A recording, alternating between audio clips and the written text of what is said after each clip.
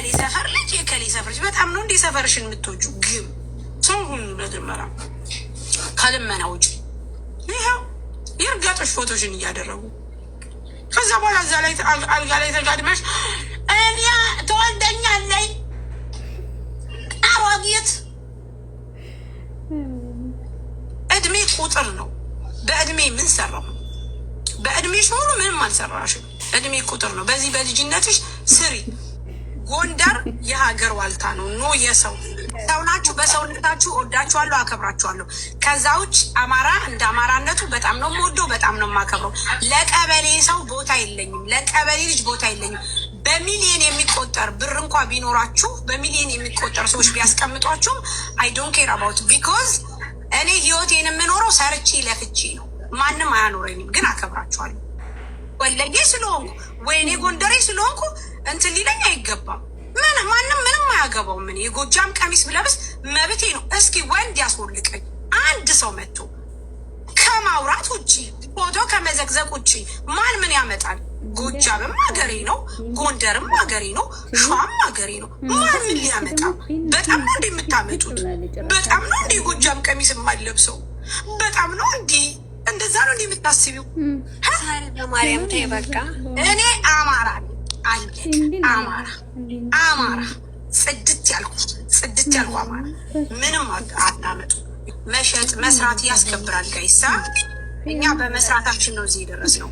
ሰው ቤት ሰርተን ደም ተፍተን ዛሬ እዚህ ጋር በየሱቅ ስም ሁላችሁም ኢትዮጵያኖች በሙሉ ነጋዴ እንድትሆኑ በራሳችሁ እንድትቆሙ እንድትከብሩ ነው። በቃ እኛ መስራትን ነው የምናበረታታው። አለቀ በቃ። መስራትን በተለይ ሴት ልጅ መስራት መልመድ አለባት። መስራት ሰው ደግሞ ሰርቶ ጄጄ አይደረም።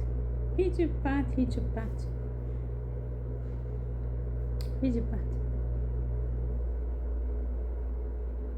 ሙልጭ አድርጋን የሰደበቻት ማለት ነው።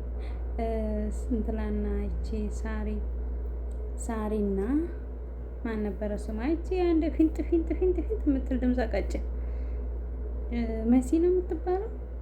ማነው? ቃል የማናት መሲ ደግሞ ቃል የምትባል አንድ ፊንጥ አወቅሽ የሚላት አንድ የጎጃም ልጅ አለች። እና በቃ ነገር ስራዋ ሁሉ ነገር ነው። በቃ የምታቀሳስረው ከዛም ነገር ነው የምታቀሳስረው። እና በጣም የምታናደደው እና ሳሪን አንቺ እኮ ትወልጅኛለሽ፣ እኔ አንቺ እኮ እናቴ ነሽ ምናምን እያለ ሄዳባት ነበር አንድ ቀን። አሁን ደግሞ ሳሪ በተራዋ ሄደችባት፣ ሸነሸነቻት ከልመና ውጭ ምናምን እያለች።